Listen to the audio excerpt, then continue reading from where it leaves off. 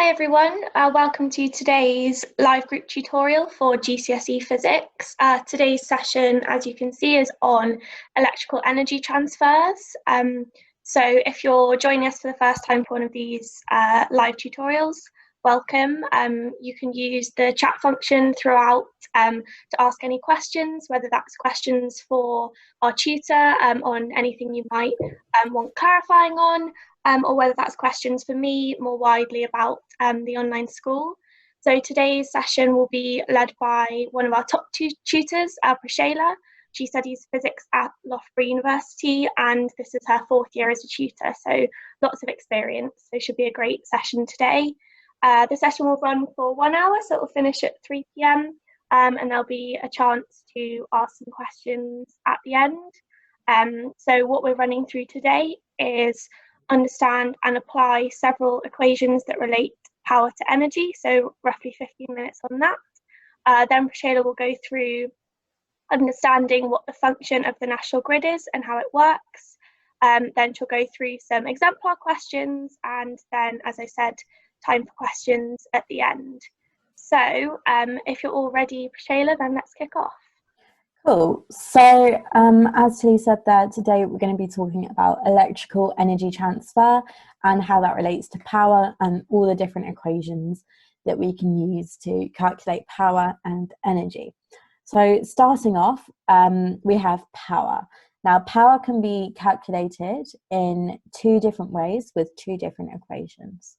Now, these equations are two equations that you have to remember, so you won't be given them.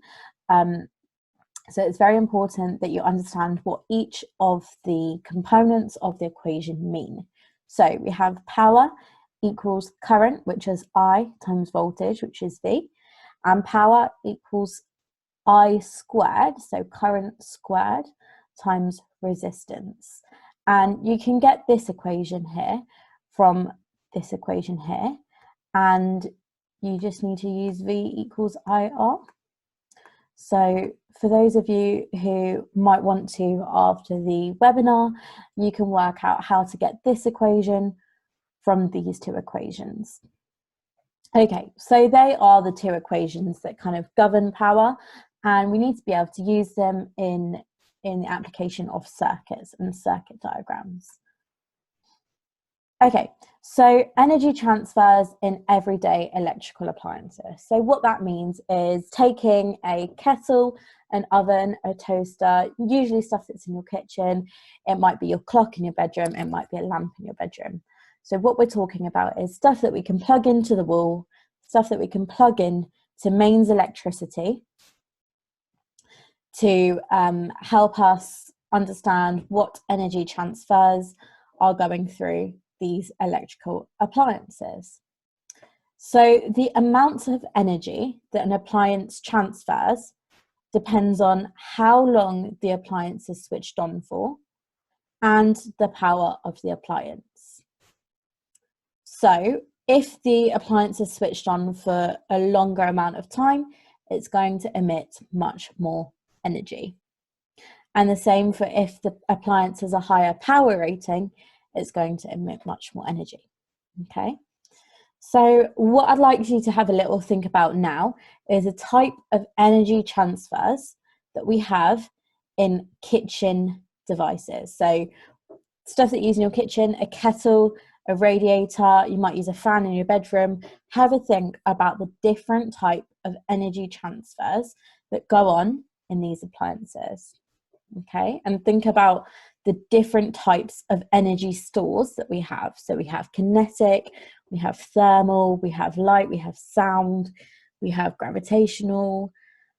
So think about what the types of energy and how we transfer from one to the other in each appliance. So I'll give you 30 seconds just to have a think about that.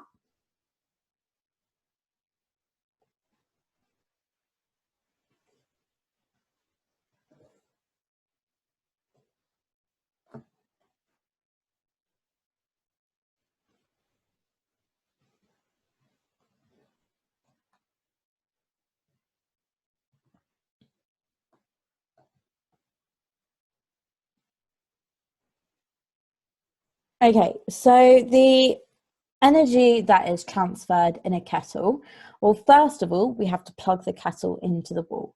So we get a source of electrical energy. So it all starts with electrical energy. Then that electrical energy is transferred into thermal energy. And that's the whole function of a kettle, is to turn electrical energy into thermal energy so that we can heat up our water. Okay, so that's turning it into thermal energy. But are there any other types of energy that might go to waste in a kettle? So yes, it does heat up the water, but can you think of any other types of energy that are wasteful in a kettle? So thermal would be useful because we actually want to heat up our water. But what is kind of something that comes out of that is quite wasteful and we don't really need? Perfect. I can see quite a lot of you saying sound, which is great. So sometimes your kettle might make a sound when it's boiling water. So that is a form of wasteful energy. We don't need to hear the kettle. We only need our water to boil. So the only useful energy in a kettle is thermal. Okay. We also have the fact that thermal energy could be lost to the surroundings. So again, that is a wasteful source of energy. So you could say both of them if asked, but the one we tend to use the most is sound energy. Okay, so what about a radiator? Well, you might have an electric radiator or an electric heater. So you plug that into the wall and it gives off thermal energy to its surroundings, which is all really great, all really useful. It doesn't tend to make much noise, so we don't have much wasteful energy there. And then a fan. So we have an electric fan, we plug it into the wall, we have our electrical energy. The electrical energy goes to mechanical energy. So the electrical energy lets a motor turn, and it turns the electrical energy into mechanical or kinetic energy. Okay, so kinetic energy is what we want. We want the fan to move around so that it releases some air. But we do have wasteful energy in a fan. So some types of wasteful energy in a fan are sound. And we obviously don't want our fan to make a sound. So that's not useful. So that would be a source of sound energy that is wasteful. Okay, so the stores that we have in a fan is from electrical energy store to a mechanical energy store. Okay, and it's important to remember that energy is never destroyed or created, it's simply transferred from one source to another. Okay, so energy transferred by electric work. That's what this whole thing is talking about. How do we transfer electrical energy into another type of energy? So we have two equations that we use to work out energy transferred by electric work. We have E, energy, equals power times time, and we have energy equals charge flow times potential difference. So this one we tend to use for kitchen appliances, any type of electrical appliance that has a power rating, and this one we tend to use for circuits. Okay, so the energy in a circuit and the energy in an appliance. So that's what they tend to be used for. And there are the two equations that we need to know to be able to answer any question on energy. Okay, so let's take the first equation of those two, which was energy equals power times time.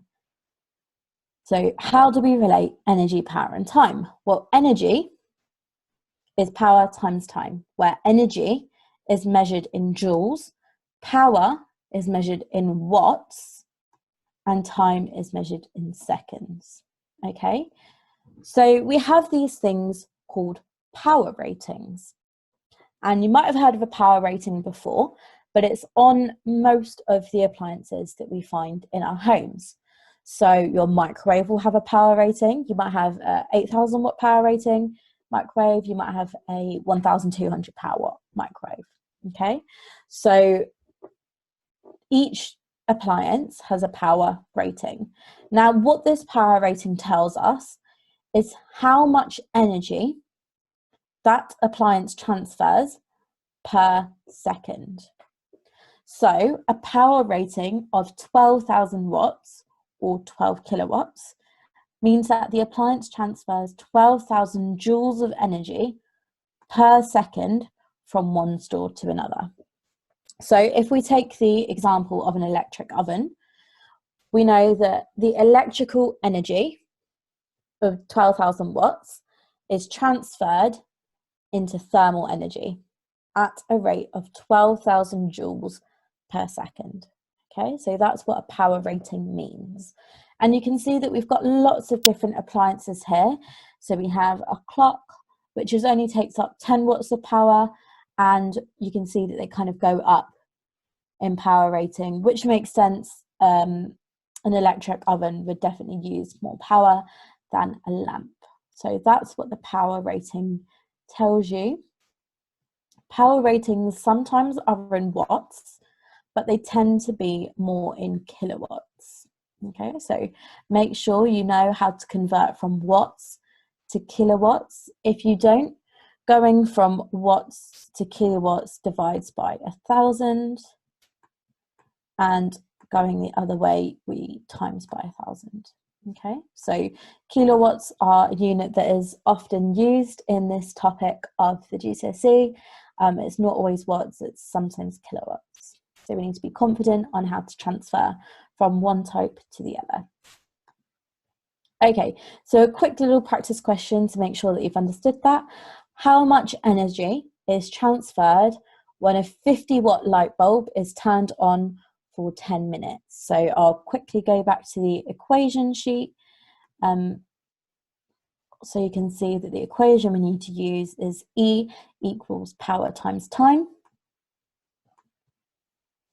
So let's use E equals power times time and have a go at that. Remembering that time must be in seconds. We always have time in seconds. So it's joules equals watts times seconds.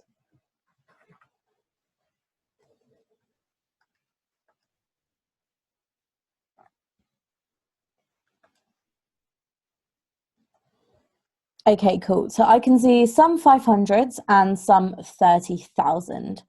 So let's just have a quick little clear up of that. I think where the confusion might be coming from is by doing time in minutes. So if you were to do time in minutes, you'd get 50 times 10, which is obviously 500. But we need to make sure that we transfer or change 10 minutes into seconds first. And we know that 10 minutes is 600 seconds. Okay, so then we can put T equal to 600, P equal to 50, so that we have E equals P times T, where P is 50 and T is 600. And then we should be getting 30,000 as you may have got. So if you got 30,000, that's correct. And make sure to put your unit that's measured in joules. Okay, so that's how to work out a very, very simple energy power time question. Okay, so now moving on to the other equation, which is the equation that relates energy, charge, and potential difference together. So it's E equals Q times V, where Q is charge, flow, and V is potential difference. Now it's important not to get Q mixed up with I. Okay, I is current, Q is charge flow. Okay, and you might know that the rate of charge flow is indeed equal to current. So charge flow is measured in coulombs, that's the unit for charge flow, a big C, which is coulombs, and then the unit for energy is still joules, and the unit for voltage or potential difference is still volts. Okay, so that's the equation that governs this one. Now, the definition of this is when a charge moves through a potential difference, energy is transferred. So For example, when we have a circuit, we have a charge moving through a potential difference from the battery or the cell, and energy is transferred in that circuit. Now, it doesn't always need to be in a circuit. It might be that the charge is just moving through an area of voltage in another type of component. So it doesn't necessarily need to be a battery or a wire. It could be another type of component. But as long as a charge is moving when there is a voltage applied, energy is transferred. Okay? And we define this by saying that 1 volt is the potential difference when 1 coulomb of charge transfers 1 joule of energy. Okay, so that's how we kind of define the volt, is when 1 coulomb of charge is able to transfer 1 joule of energy. And that just comes from this equation here. Okay, so we have 2 questions here to just double check understanding on that part. So if I quickly go back to the equation, we have E equals QV. So have a go at these 2 questions using the equation E equals QV. I'll give you 1 minute to attempt both questions.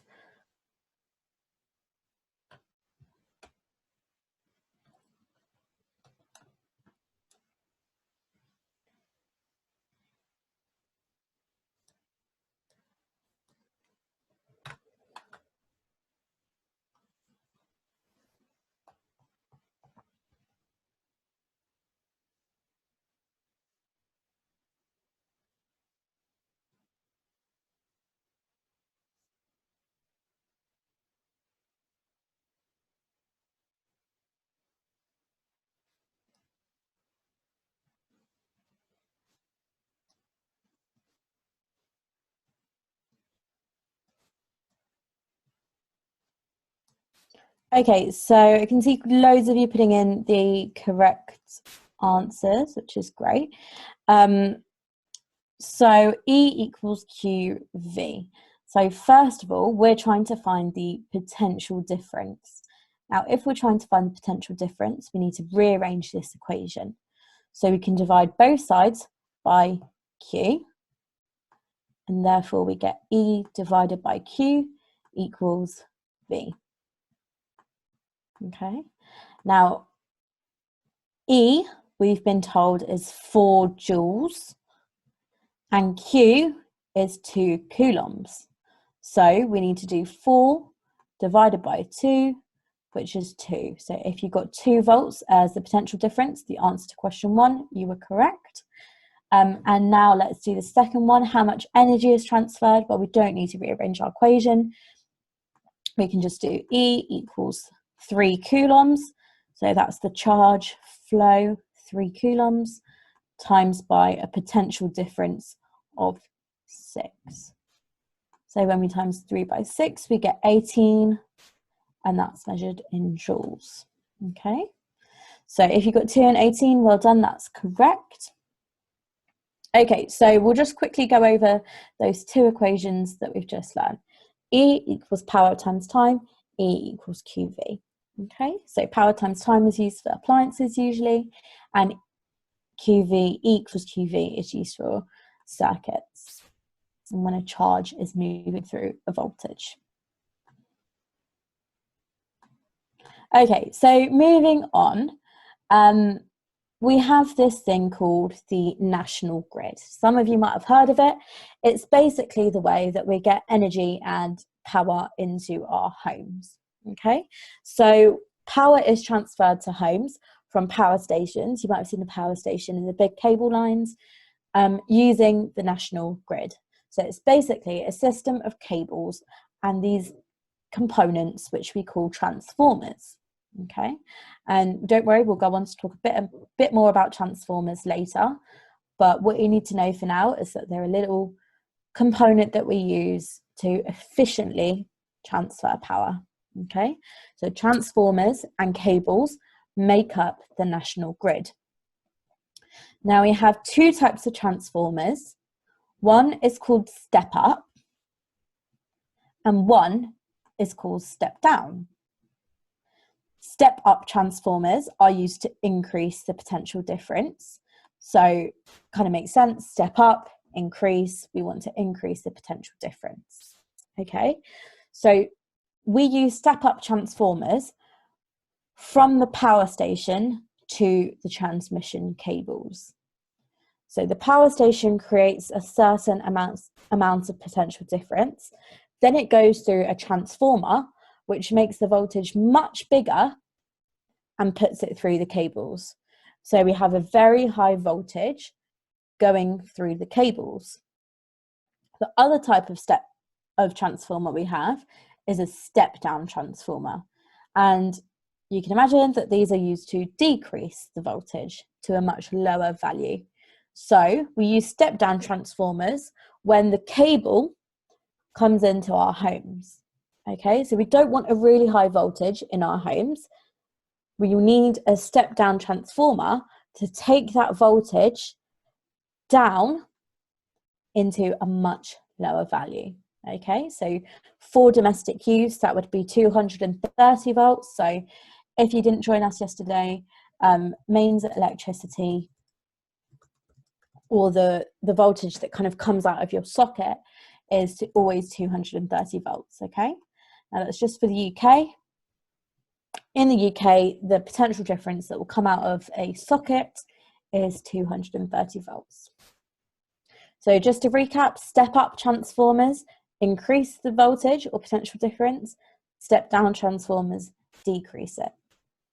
Okay, so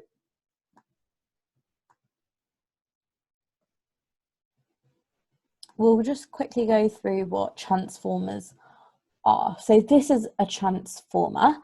It does look quite complicated, but basically what it is a big magnet, so a big kind of rectangular magnet with a hole cut out in the middle. And on one edge, we wrap a coil around, and on the other edge, we wrap a coil around. The number of coils on each edge determines whether the transformer is step up or step down. Okay, so we have a primary coil and a secondary coil.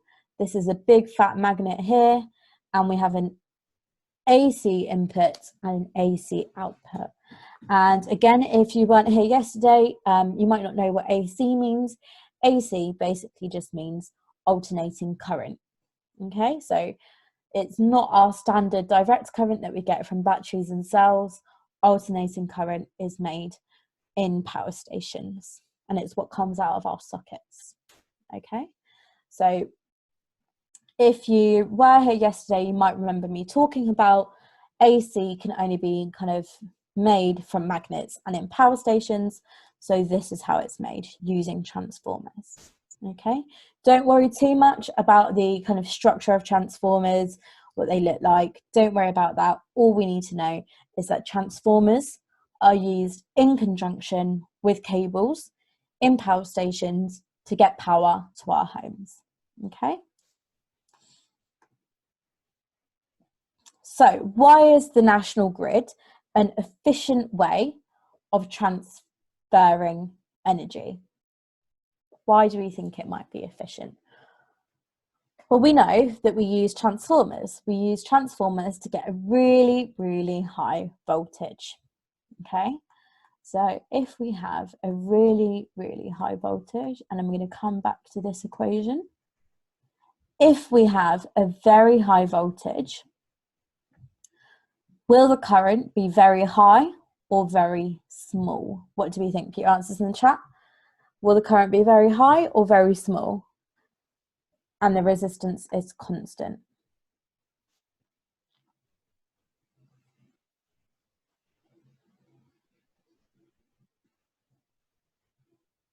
You might want to try it out with numbers. So if we have, let's say 12 volts, and our resistance is constant, so let's say it's 4, well then our current is 3.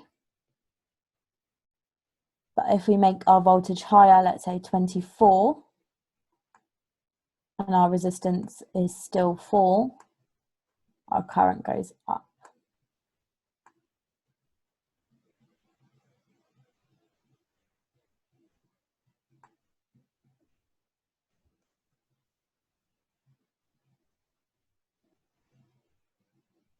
Okay, so some of you are saying small and some of you are saying high.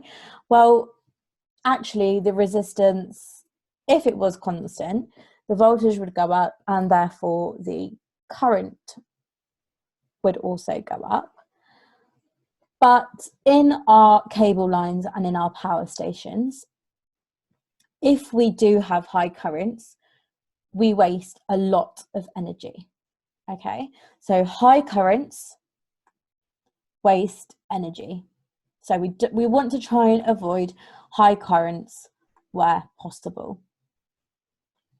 So we want to try and use low currents. They emit less energy as waste, which is always what we want to do. We want to get as much energy useful to the home. So we want to waste as little energy as we can, because that's more cost to us. So if we have power being transported around the cables at high current, we waste a lot of energy. So we want a low current and a high voltage. Okay, now that might seem a little counterintuitive, but it means that we have to vary this resistance. So a high voltage and a low current to get the most efficient way of transmitting power through cables. We want a high voltage and a low current so that we waste as little energy as possible. Okay, so we're going to start with a few questions now, just to check your understanding. It's not anything too complicated until we get to the end. So let's have a go at question 1, 2, and 3, and I'll give you 2 minutes to work that out.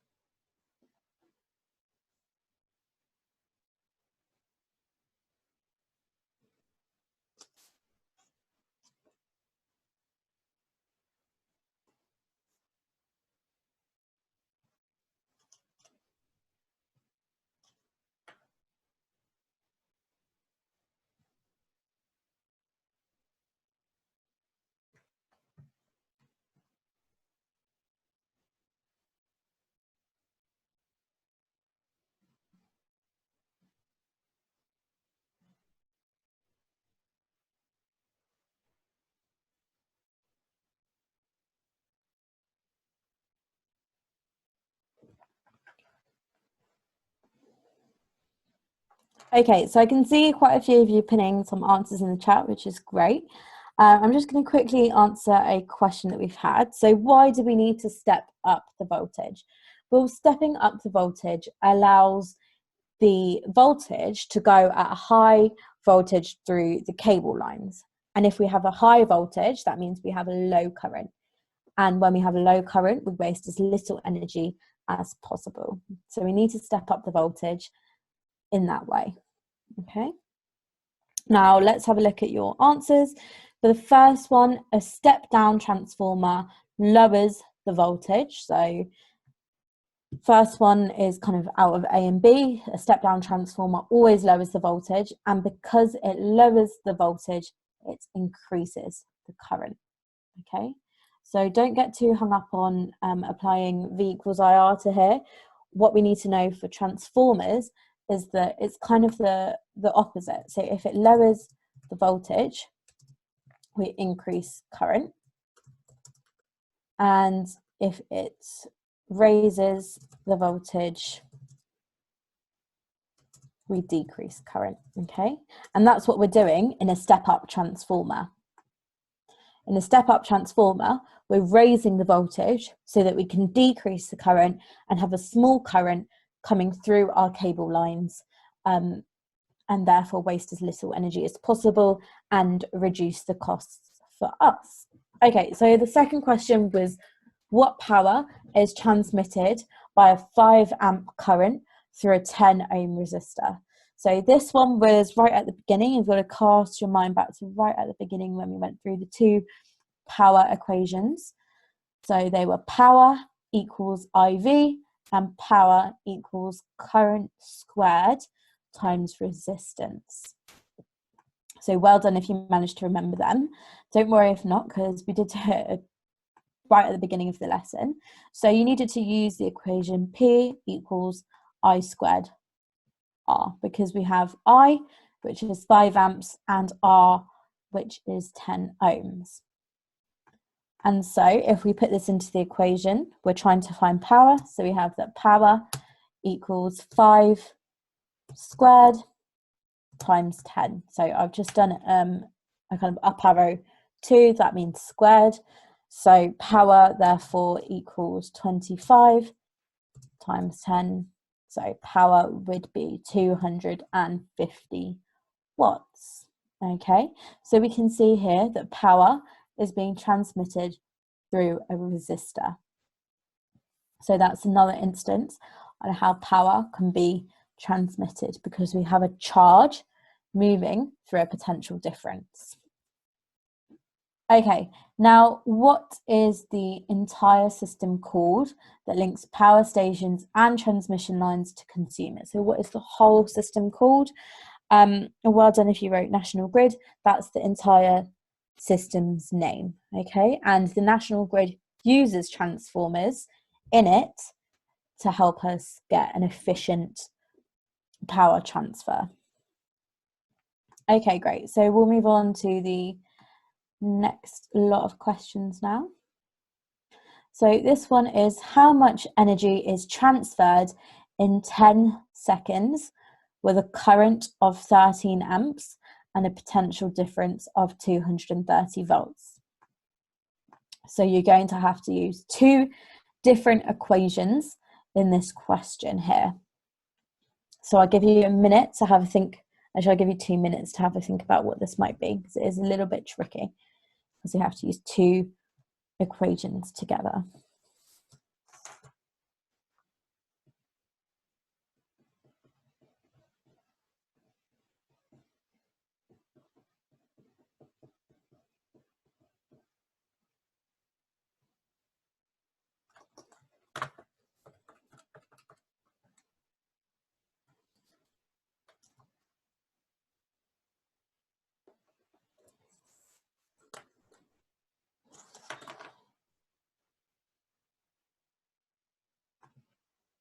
If you don't remember the equations, it's E equals PT and P equals IV.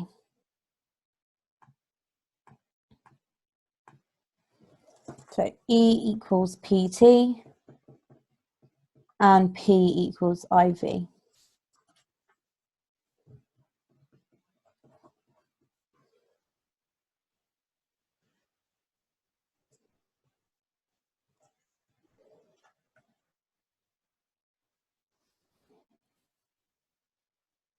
Okay, so here we have two equations that we need to use, which is P equals IV and E equals PT. So first of all, what we want to do is find out the power. So power equals current times voltage, and we have a current of 13 amps and a voltage or potential difference of 230 volts. Now, when we times 13 by 230, we get 2990 watts. So that would be our power. Now we need to put our power into this second equation over here so that we get energy equals 2990 times our time, which is 10 seconds. So we get E equals 29900 joules, so 29,900 joules. So if you got that well done, it's C and not B, because energy is what we're trying to find, and energy is measured in joules and not volts. Okay, so we'll move on to the next one now. How much energy is transferred when the potential difference is 230 and the charge is 5 coulombs?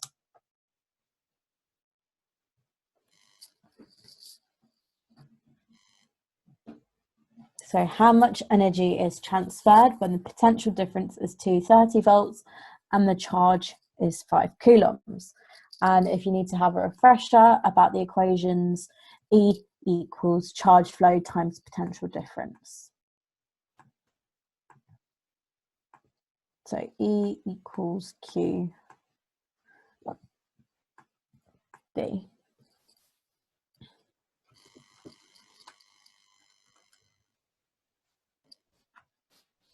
Okay, so if you put B, you would be correct. It's 1,150 joules. So we'd be doing E equals Q times V. E equals 5, which is Q, times 230, which is V.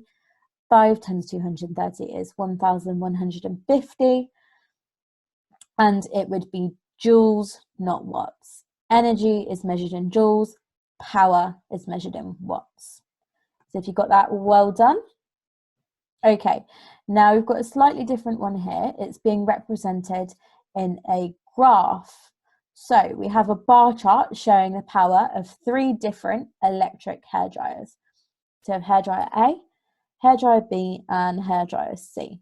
So we've got power, and here it's in kilowatts. So if you remember earlier, I said power won't always be in watts, sometimes it will be in kilowatts. So our y-axis is going from 0 to 2 kilowatts. And we need to find out which one of the hairdryers, A, B, or C, would transfer the most energy in 5 minutes.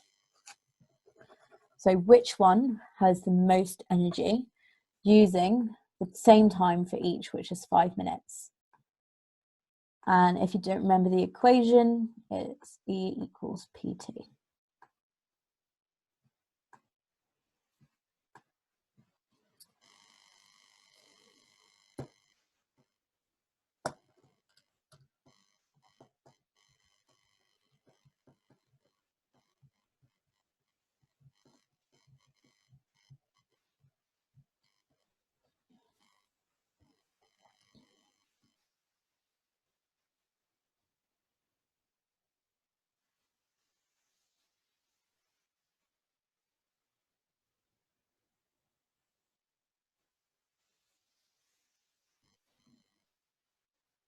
Okay, so loads of you are saying A, which is great. A would transfer the most energy in 5 minutes. There's no need to do the calculation here. We can see that hairdryer A has the most power, and if it has the most power, it has the most energy. Okay, so this one would be hairdryer A. Okay, moving on to the next question. I am going to read it out because it might be a little bit hard to see. So the appliances shown below all transfer electrical energy to some other type of energy. And we've talked about a few of them before.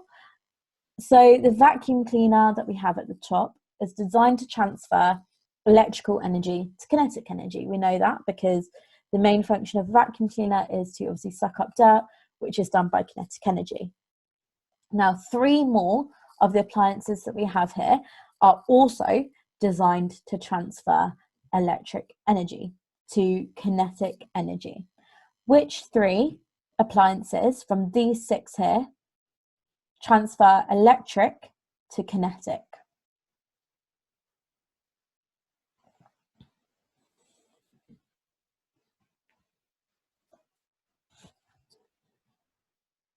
Perfect. Loads of you are saying drill.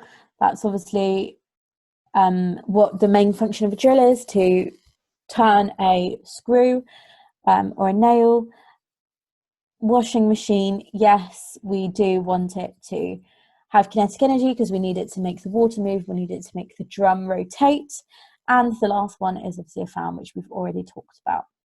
Okay, so they would be the three appliances that transfer electrical energy into kinetic energy. Okay, now the power of the electric heater is 50 watts of an electric heater. Is 50 watts. Calculate the energy transferred to the heater from the electricity supply in 300 seconds. So I'm not going to tell you the equation now. Have a go, see if you can remember it. It's the one that relates E, P and T together. So hopefully you can remember it and try to work out the energy transferred.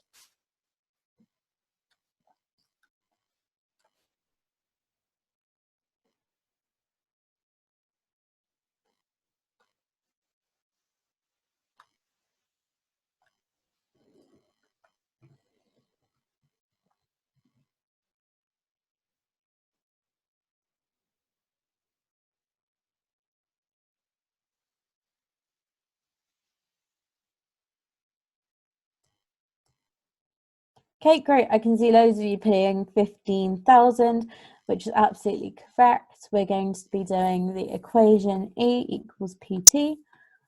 And we want to find E, so no need to rearrange it. And we have the power is 50, so we're doing 50 times the time, which is 300. 50 times 300 is indeed 15,000, and that is measured in joules, as you can see here. So the answer to this question is 15,000. Okay, we'll move on to the next question. So here we again have 6 different electrical appliances, and we have the power ratings of each of them. So which appliance is designed to transform electrical energy into light and sound?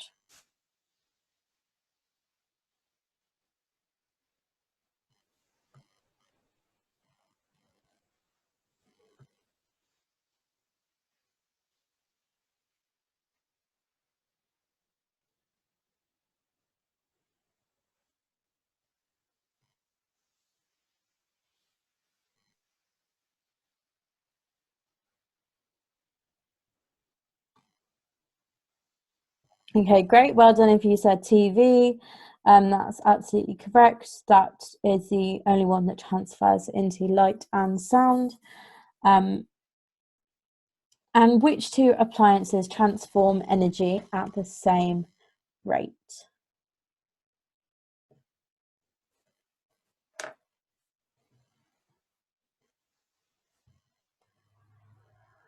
So which 2? Now, energy, the rate of energy is the same as power.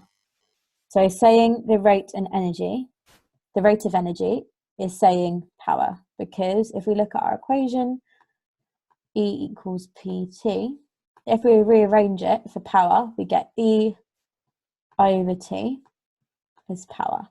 Now the rate of doing something is always over time. So the rate of energy is power.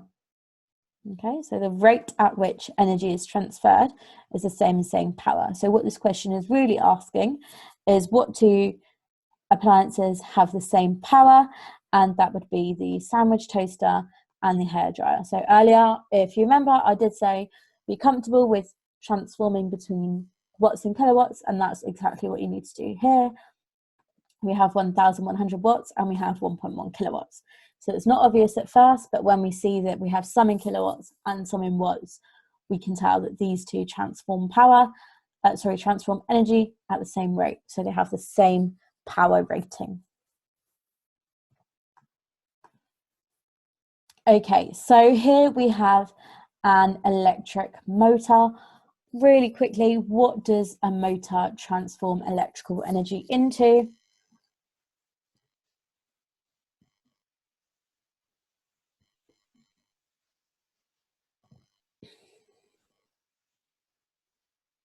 Cool, so we are definitely transforming electrical energy into kinetic energy or mechanical energy.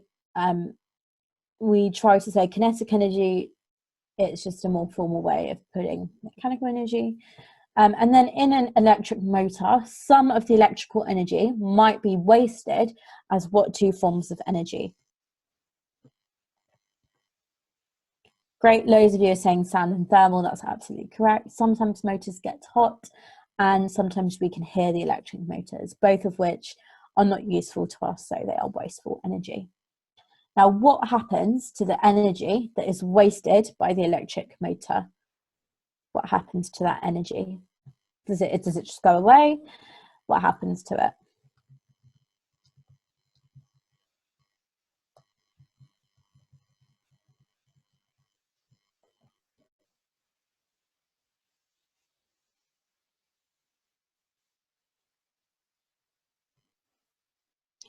Cool, loads of you are saying that it transfers it to the surroundings, so that's really great.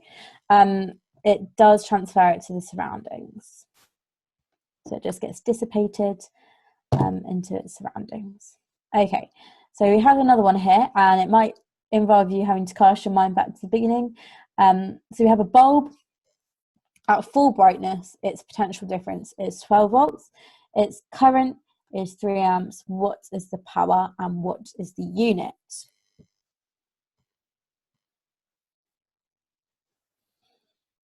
Hopefully you should remember the equation. I'm not going to give it to you this time.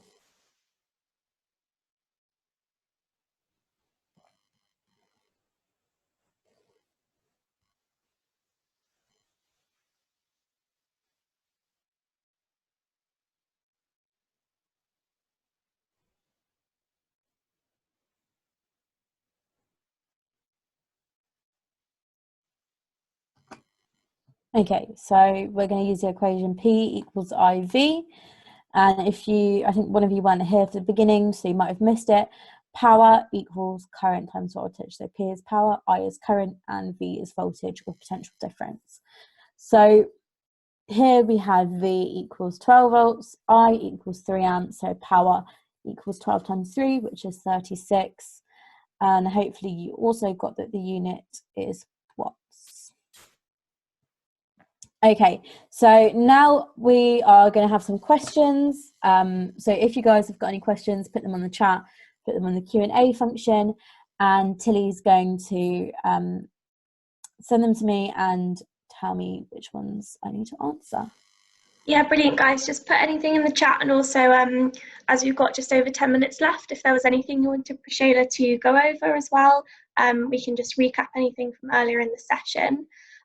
Someone just asked about the previous, when we were on the previous question, is there any way energy can be conserved? So energy is always conserved. Energy is absolute rule of energy. It's always conserved. The conservation of energy law says that if we put in a certain amount of energy, so here we're putting in electrical energy, all of that energy is conserved, but it just goes into different stores. So we have electrical energy, it goes into mechanical and sound and thermal. So it goes into 3 different stores, but all of that energy is conserved. It still has the same value as it did in the beginning. It just goes into 3 different forms of energy. So we're not losing any energy. It doesn't go away. It doesn't get destroyed. It just simply gets changed into another type. Cool. And someone's just asked, is mechanical energy the same as chemical energy? No, so mechanical energy is not quite the same as chemical energy. Chemical energy is what we kind of get in batteries. So chemical energy can change into other sources of energy, but mechanical energy is really just about things that move. So mechanical would be the same as kinetic, and a motor would have mechanical energy, a fan, all those types of things will have kinetic and mechanical energy, but chemical energy is not the same as mechanical energy. Cool. There was a question quite near the start, so let me know if this doesn't make sense in terms of context, but the question was, is the power rating always the same, or can it be random? Okay, so power ratings really just depend on what the appliance is. So no, it's not always the same. You might have been confused by that table here. So this is just giving you an example of what a power rating might be for a clock. But the clock might be a really expensive clock, and it might have lots of features. It might be a digital clock, in which case the power rating would be higher. On microwaves, if you've ever made something in the microwave, like a ready meal or something, you might see that it says, if you have an 8,000 watt rating microwave, do it for this amount of time. If you have a 1,000 watt rating microwave, do it for this amount of time. So it really just depends on the appliance. We can have loads of different power ratings, even for the same appliance. Cool. Someone just asked me that they said they've missed the last 2 days and only just joined, and how they can see the lessons for the past 2 days. Yeah, so all our sessions are recorded, so you can definitely watch these back. They are on the My Tutor online school page under resources, but also if you go to YouTube, we have a My Tutor YouTube channel, and that's where all the previous lessons are, so you can catch up on those there. The one from today will also be uploaded there later today, so you can go back on those and watch those at any point. Let's have a look. Someone's asked, can we go over transformers? Do you think we should go over that quickly? So what do we need to know about transformers? Well, transformers are kind of the thing that allows us to amplify voltage or decrease voltage from one part of the national grid to another. So the national grid uses two types of transformers, only two types of transformers, which are step up and step down. Step up transformers increase potential difference. Step down transformers decrease potential difference. And in doing so, we do the inverse with current. So step up transformers, although increase potential difference, decrease current. Step down transformers decrease potential difference and increase current. So as I said before, step up transformers are what we use to increase voltage. And by doing so, we decrease current in the cables. And we want to decrease current in the cables so that we can waste as least energy as possible. So if we have a really high current, that's going to be wasting a load of energy. So we want to keep our current as low as possible, and that's where transformers come into play. As well as that, we have step down transformers, so it's taking that really high voltage in the cables down to a much lower voltage of 230, which goes into our main sockets. So this is what a transformer looks like, and it's kind of this big magnet core with coils around it, and the number of coils determines whether it will be a step down or a step up transformer. So don't worry too much about the structure. As I said, it's more about you knowing the difference between a step up and a step down, and why we use a step up and a step down in the national grid. Nice. And someone's asked, what is the voltage of the national grid? So the voltage of the national grid varies at each step in the national grid. So when AC is being made, it's at a certain voltage. So when it's being generated, then it's amplified into the cables. And I'm not actually sure what the exact voltage in the cables is. But when it does go into our main sockets, it eventually ends up at 230. So it's going to be a much, much higher voltage in the cables. So yeah, I'm not actually sure what the exact value is, but it's definitely much higher in the cables. Cool. And someone's asked, can you use a lubricant or some sort to prevent it from being dissipated to the surroundings? So I'm assuming that's in a motor. In a motor, we wouldn't tend to use. Well, it depends where the motor is, really. If you've got a motor kind of just in a circuit, which is making a fan move, then we wouldn't need to use a lubricant there. But if it was a motor that was kind of that was wasting a lot of energy to its thermal and sound, we wouldn't tend to use a lubricant. There are other ways of conserving that energy if we need to, so we can make the motor more efficient in other ways. So, for example, making the motor move faster might help us to prevent it from wasting too much sound energy. And also, if we made it out of a different material, that might help to prevent so much sound energy getting wasted as well. Cool. And I've had a question just asking you to recap what P equals IV stands for. Yep, so P equals IV, I'll just write it on this. Actually, we'll go back to the here. So P equals IV. P is power, I is always current, and V is potential difference. So power is measured in watts, current is measured in amps, and voltage or potential difference is measured in volts. So they're the units for each part. And we use this in circuits, in different components in circuits, to help us find out the power being dissipated through a certain component. Cool. And just a couple of last questions. What's a good way to memorize the equations? Well, some people like to kind of do like a mnemonic, I think it's called. So kind of like come up with a different word for each part of the equation. So I don't know what you'd say for PIV, but it's something that's kind of specific to you. So that might help mnemonics. Some people like to make, so visual learners like to make posters, so put it in kind of pretty colours or set it out really nicely. Some people learn like that, and that's definitely how I learn. So making posters with colours and having it by your bedside, it's really important to keep going over the equation. So repetition is 100% the best way for memorization. So you might have them on little post-it notes around your room, by your mirror, by your bed, somewhere that you look often, and that definitely helps to remember equations. Cool, great tips. So one last question for you, Preshayla. A couple of people have asked, what is P equals I2R? Okay, so that 2 is squared.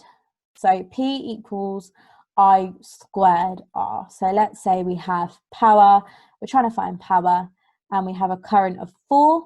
Well, that means we need to square 4, and when we square 4, we get 16 times R. Okay, so all that 2 means is squared, and I'm sure you've seen squared before. It just means that whatever current we have, we need to square it and then times it by R. So it doesn't mean 2 times R, it means I squared R. Awesome. So I think we'll wrap up there, just with 1 minute to go. So we've got a biology live group tutorial just in 15 minutes at 3:15, which you could join us for. That's with one of our other top tutors, Charlotte. So if you want to join, please do. And as I said, you'll be able to access this video if you want to rewatch on our MindTutor YouTube channel. Thank you very much, Preshayla, for a fantastic session. And thanks everyone for joining, and hopefully see you all in another session soon. Bye guys. Thank you, bye.